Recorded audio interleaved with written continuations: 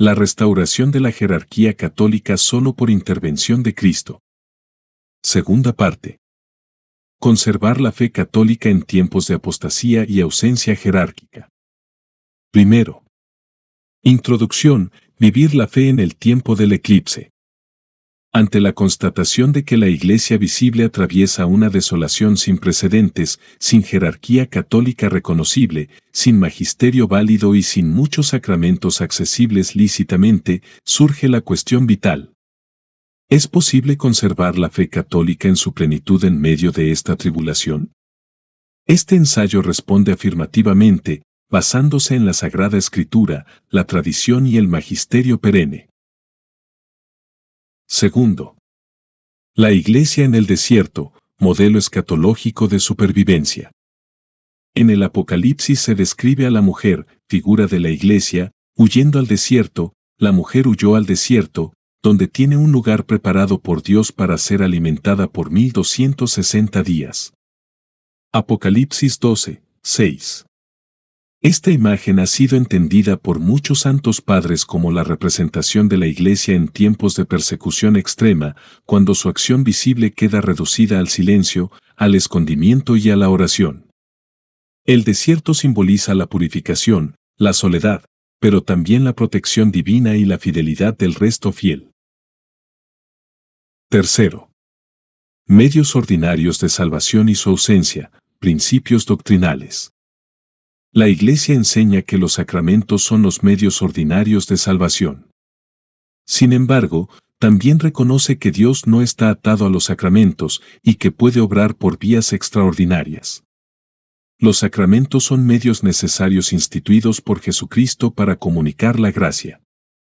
Sin embargo, aunque Dios ha querido atar la gracia a los sacramentos, no está atado a ellos, de modo que no pueda conferir su gracia sin ellos.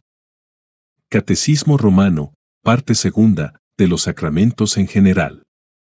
El Papa Pío XII reafirma en Mystici Corporis, número 103, que los sacramentos son necesarios in re, en realidad, o in voto, en deseo o intención, es decir, con deseo sincero cuando no pueden recibirse físicamente. En tiempos de persecución o imposibilidad, este deseo sustituye el rito externo si va unido a una fe viva y a la perfecta contrición. Un ejemplo, el bautismo. Santo Tomás y el Catecismo del Concilio de Trento, parte segunda, sobre el bautismo, explican que el bautismo es necesario para la salvación, necessitate medii. Sin embargo, quien no lo ha recibido in re, pero lo desea sinceramente, con fe y caridad perfecta, lo tiene in voto, y puede salvarse si muere antes de recibirlo. Esto también se aplica al sacramento de la penitencia en caso de imposibilidad material, o a la Eucaristía como votum sacramenti. Cuarto. Los medios disponibles para conservar la fe. 1. La oración y el Santo Rosario. La Virgen Santísima en Fátima, la Salete y otras apariciones ha insistido en el rezo diario del rosario como arma espiritual. Lo mismo recomendó para estos tiempos el Papa León XIII en 12 encíclicas. El rosario contiene todo el misterio de la redención y es una forma de meditación doctrinal sobre los dogmas centrales de la fe. 2. El acto de fe, esperanza y caridad. Enseña Santo Tomás que el acto de fe puede mantenerse incluso sin magisterio activo, si el fiel se adhiere firmemente a lo que la Iglesia siempre ha enseñado, Suma Teológica, parte segunda de la segunda parte. Cuestión 5. Santo Tomás enseña doctrinalmente que el acto de fe subsiste en quien cree firmemente lo que Dios ha revelado. En cuanto ha sido propuesto por la Iglesia como creíble, aunque sea en tiempos pasados. Aunque en el momento actual no haya magisterio activo visible, si permanece unido al depósito tradicional de la fe. Este principio es clave para comprender cómo pueden permanecer fieles en tiempos de crisis o usurpación del magisterio, como enseña también la teología católica tradicional. Teólogos tomistas posteriores, como Cayetano, Villard, Garrigou-Lagrange, afirman que la fe verdadera puede mantenerse durante la ausencia del magisterio activo, de papas y obispos, como en persecuciones. vacancia o confusión, si el fiel se adhiere al depósito transmitido y definido por la Iglesia. 3. La Sagrada Escritura y el magisterio anterior a 1958. El magisterio infalible de la Iglesia es irreformable. Estudiar, meditar y adherirse a los documentos, encíclicas, concilios y catecismos anteriores a Juan 23 es hoy una obligación moral. El Catecismo de San Pío X y el de Trento siguen siendo fuentes fidedignas de doctrina. Repasemos algunas referencias. 1. Concilio Vaticano I, Constitución Dogmática Pastor Eternus, año 1870. Por lo tanto, esta enseñanza de fe divina y católica, que debe mantenerse hasta el final del mundo, no puede cambiar jamás bajo pretexto de una inteligencia más profunda. Capítulo 4.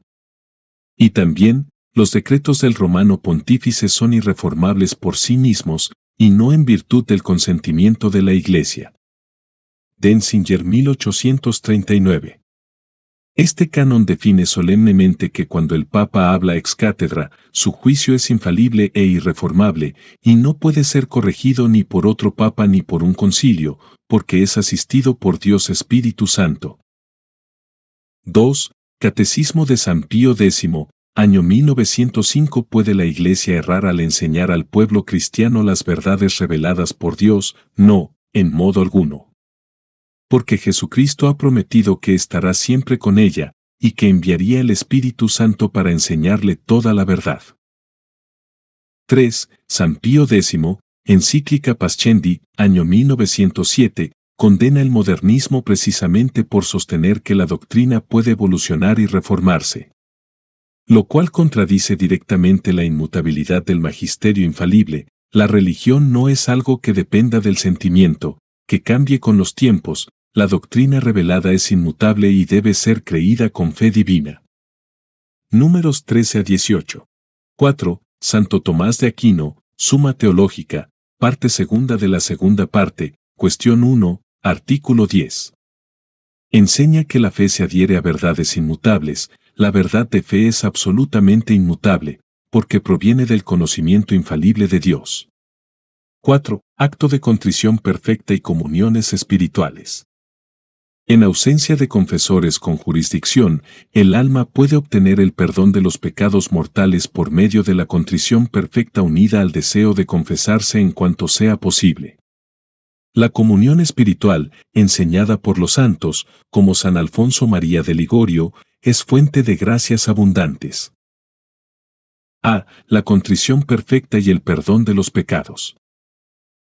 Catecismo del Concilio de Trento, parte segunda, sobre la penitencia. La contrición perfecta justificada por la caridad puede reconciliar al pecador con Dios antes de recibir el sacramento, si va acompañada del deseo de confesarse.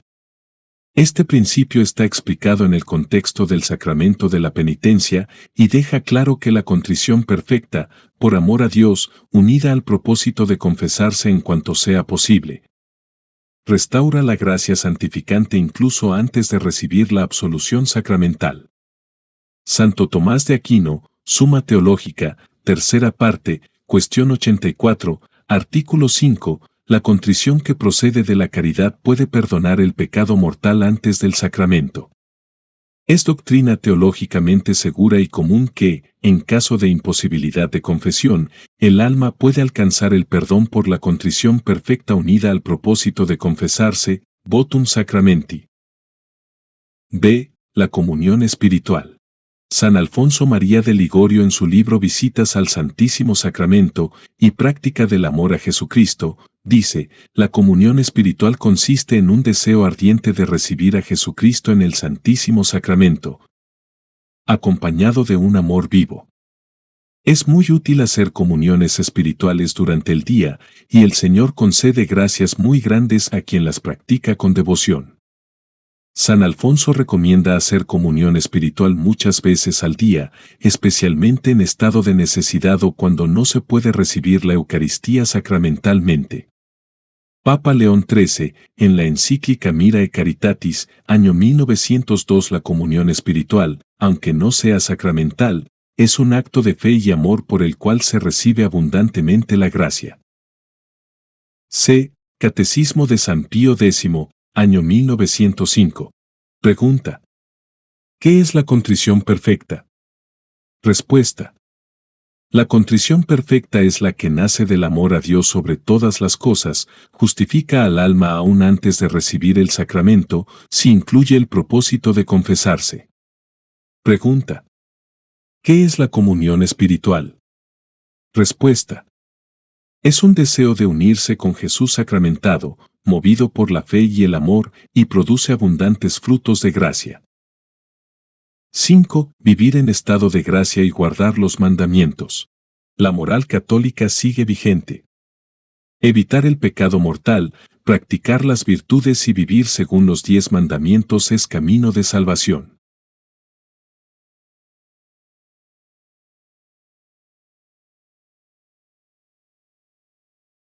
¡6! Formar pequeñas comunidades del resto fiel. En la historia de la Iglesia, los tiempos de crisis han dado lugar a pequeñas comunidades escondidas, unidas por la fe común, sin innovaciones. Estas comunidades deben evitar la creación de estructuras paralelas sin base canónica y limitarse a sostenerse en la oración, el estudio y la penitencia.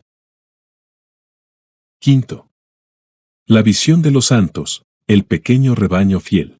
Nuestro Señor Jesucristo se refiere al resto fiel en Lucas 12, 32. Nolite timere, pusillus grex, no temáis, pequeño rebaño, porque al Padre le ha placido daros el reino.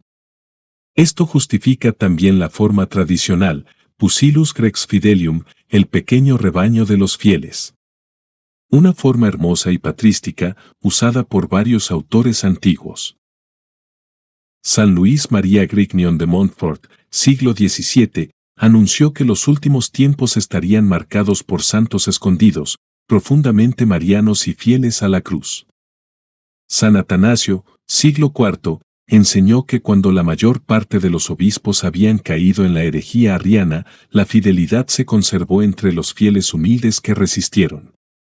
En su obra El Tratado de la verdadera devoción a la Santísima Virgen, San Luis profetiza que, en los últimos tiempos, Dios suscitará apóstoles, sin ser ministros necesariamente, de los últimos tiempos, santos escondidos, profundamente marianos, amantes de la cruz y firmemente unidos a Cristo y a su Madre.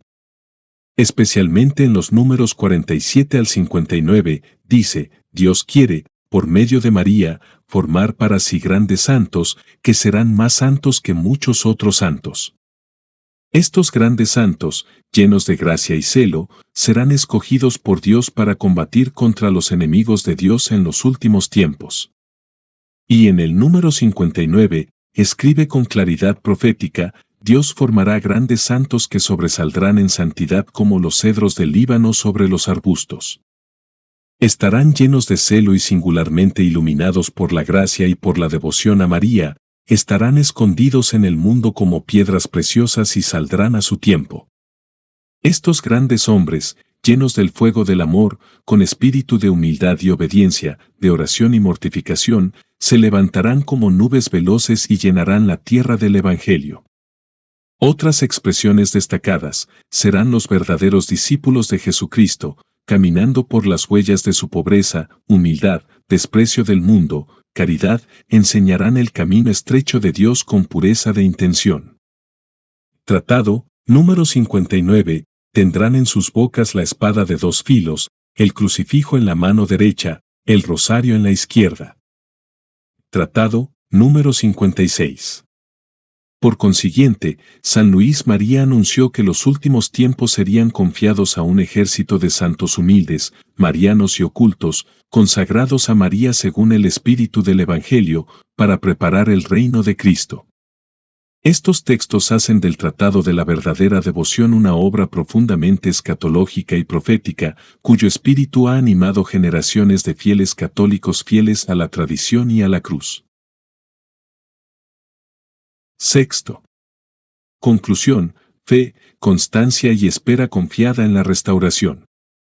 La ausencia de sacramentos y jerarquía no anula la posibilidad de santificarse. El deber del católico fiel hoy es guardar la fe como tesoro, vivir de ella, orar, hacer penitencia y suplicar a Dios que pronto intervenga. Nuestra esperanza no está en estructuras humanas, sino en la fidelidad de Cristo, cabeza invisible pero real de la Iglesia. El justo vive por la fe, Romanos 1, 17. Sed fieles hasta la muerte, y os daré la corona de la vida, Apocalipsis 2, 10.